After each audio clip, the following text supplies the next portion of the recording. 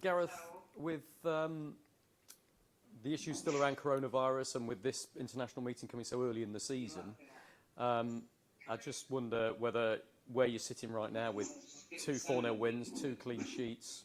Struggling a bit. Sorry. Sorry, just a reminder, can everybody remain on mute, please? Sorry, Gareth. I was going to say, fully fit squad, no COVID issues, 2 wins, 2 clean sheets. I mean, it's been about as good as you could have wished for so far, hasn't it? Well, it's been a lot more straightforward than last September was, that's for certain. So, look, as a team, we have to recognise that we're in a good moment and team are playing well. A squad of players, any of whom are more than comfortable coming into the side and are playing well when they're coming into the team. But also those moments can be dangerous because if we get any sense of complacency, then we're going into a game where we'll be really challenged, and this is a big opportunity for us. We can really take a positive step towards the World Cup if we win in Warsaw. So it's high level of motivation, but also guarding against any feeling that we're better than we are. We're having a good run of results because we're working hard for each other, because without the ball we're very, very disciplined, and that sets the tone for our game. Do you think this game against Poland in Poland could be a defining one for you for this international meet? If you win it, at least 6 points clear at the top. If you lose it, it's still a lot of work to be done to qualify. Yeah, I mean, look, it's an opportunity, no more, no less. We know that to go away from home and win is not easy, not straightforward. Poland also have high motivation that to be able to top the group, they probably have to win the game. So it's a game for everybody to look forward to. You changed the entire starting 11 against Andorra. What are your thoughts on team selection for this one? Will you go back to your strongest available team? Well, you could argue over what is our strongest team, but the team that played in Hungary, obviously we were able to rest those guys after the game. But there is still huge competition for places in this group, and it's not so straightforward just to say we won that game and this team will go again and give the same level of performance. The challenge of the game in Poland will be different. The rhythm of the game can be different. The problems you get on the night can be different. So we can't just drift into the match. We've got to make sure that our levels of concentration are really high. Poland ran you close at Wembley in March. You took that late winner from Harry Maguire, and they didn't have a certain Robert Lewandowski in that game. He's back now. How much tougher are they with him in the side? Well, any team is going to miss a player of that calibre, and we know that he is one of the best finishers in European football. So we've got to prepare for what he brings to the team, but also we know that they have other strong players, and they gave us a really good game at Wembley that night, pushed us right to the end. So yes, we prepare some specifics around Lewandowski, but the whole team we've got to be ready for. No suggestion at all that what you might face in Warsaw will be any way similar to the difficulties with the crowd in Budapest. No, it is there likely isn't. to be a hostile crowd, isn't it? It's going to be a partisan crowd. So I just wonder what you say to the players in regards to that. Will you say anything to them about maybe not trying to whip up the crowd, being careful with their goal celebrations, anything like that? No, we've got to approach the game as we did the other night. We know that keeping possession of the ball can be a big factor in managing those situations, but the flow of the game will be different. We're playing a level of an opponent, I think, that is in a better moment. They've won their last 2 games, and they have some good footballers in the team who will keep the ball a little bit better than Hungary were able to on the night against us. So the detail of how we press and how we defend has got to be spot on. Jordan, if I could ask something to you, mate. You stand with your back to the home support when you go away from home all the time, and I know you've got experience of that, but I just wonder how intimidating it can be, especially with the Hungarian ultras in Budapest. How difficult is it, especially when you're not looking at the fans? Yeah, you've got to be focused. As a goalkeeper, you see you can hear it a lot more clear.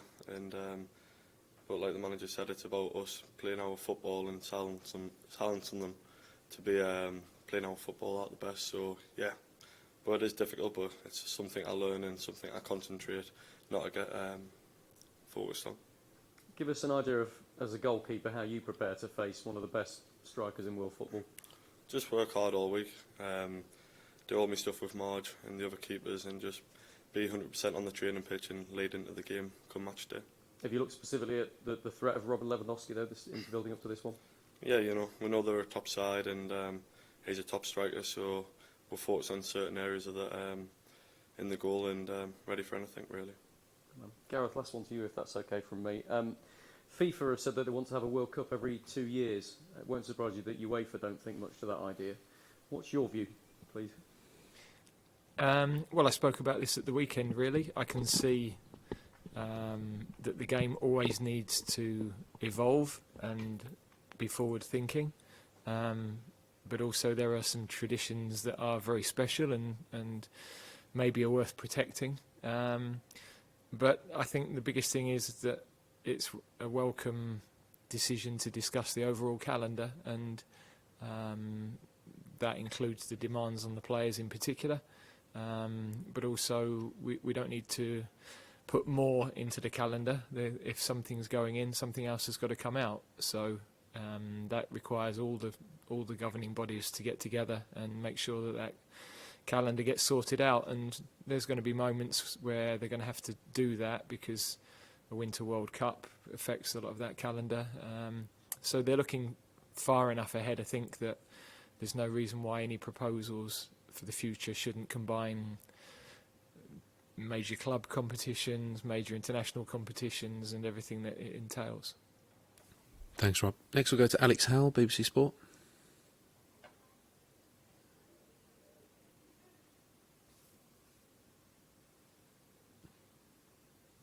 You able to mute yourself, Alex?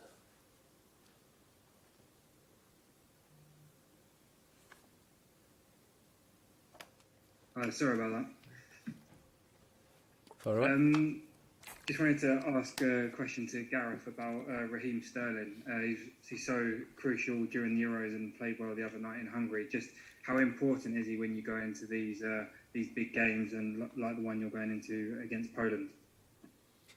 Yeah, he's a top player, and he's got hunger not only to play well and perform well for the team, but to score goals. And that progression in the last couple of years in his game in particular has added so much. So he's I can't speak highly enough of how he's been with us in the last 3 years in particular. We've always had faith in him and kept with him, but that's been easy in the last few years because of the numbers that he's hit and the way he's played for the team.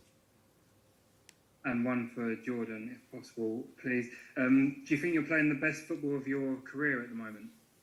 Yeah, I think I'm getting older, I'm maturing, a lot more experience as well, so just everything's a learning curve, and for me it's just about improving day to day and just being consistent over a period of time and being the best I can be.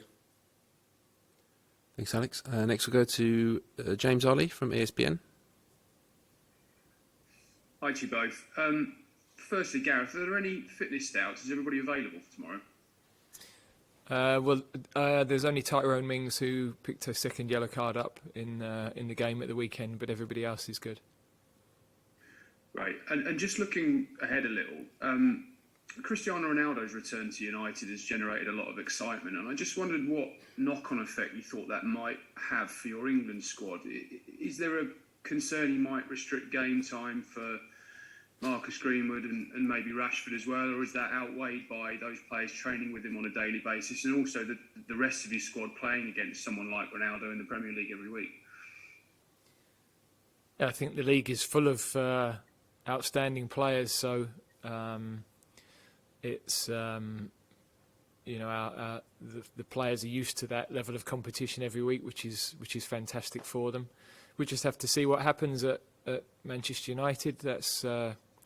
That's for Ollie to decide, and manage his squad. And we always have to, at every club, pick up from those club selections and how that affects fitness and form and everything else. So it's not an unusual situation for us, and we'll just have to see how that all plays out, really.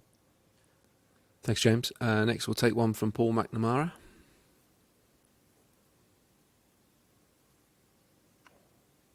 Hey, Gareth, hi. Hi, Paul. Jordan spoke there about how he's matured over the recent period. You've known him for a long time now. How has his role evolved in the squad in the past 4 years since you first called him into the senior England team? And he's still only 27, so how do you envisage it evolving again in the years to come? Yeah, I think that we've always had belief in his abilities as a goalkeeper. I think that's been questioned externally but never internally, and his performances have always warranted that faith. There's the goalkeeping ability of keeping the ball out of the net, and then there's his ability with his feet, which is so important in the modern game, and he's got a fantastic range of passing, and the way that we want to play, that is very, very important. So I think there's always room in everybody's games to continue learning, and I think his the way in the last 6 months, especially his calmness in the matches, has been a real standout and a progression. As I say, that's never been an issue in our games, but I think generally across the board, I think he's noticed that that's an area that he's paid attention to, and he's certainly seen the rewards of that in his performances. Thanks, Paul. Next, we'll go to Scott Wilson, the Northern Echo. Just on the back of that, to Jordan, really. I mean, Jordan, ever since you came through, you've kind of always been renowned as a good shot stopper, but you say that you feel you're playing your best football now.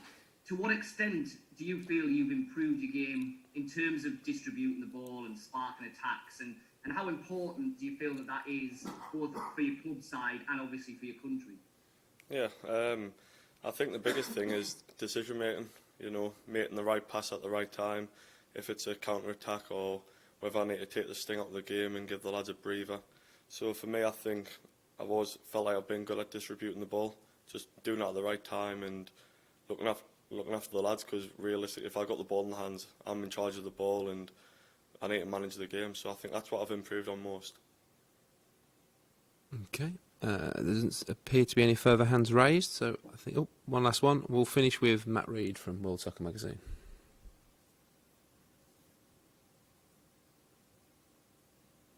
Hello. So this is kind of, this relates a little bit to a couple of things that you said following the match, Gareth. We've spoken repeatedly about character, personality and maturity in the players that you select in the past, and seeing the team as being first rather than the achievements of the individual. Now, Jack Grealish and Declan Rice had a response to the baiting that had taken place from the Hungary fans the other day. And we've seen similar with some of the younger and less experienced players in the past. Would you like to make a point about the importance of maturity and how we respond to moments like that? I think we spoke about that after the game the other day, in terms of there's always in particular away from home, there's a need to have strong courage in the way that you're going to play, and to be able to stand up and accept that challenge. And then there's a balance of not inflaming situations that can give the home crowd something to live off and get behind the team even more. At the moment when perhaps you're in control of those situations. So that's a balance. That's experience. And we haven't had games in front of crowds for so long that that's probably a dynamic that we haven't been thinking about or talking about. But our players know, they know, they're aware, and I'm sure they'll manage that no problem.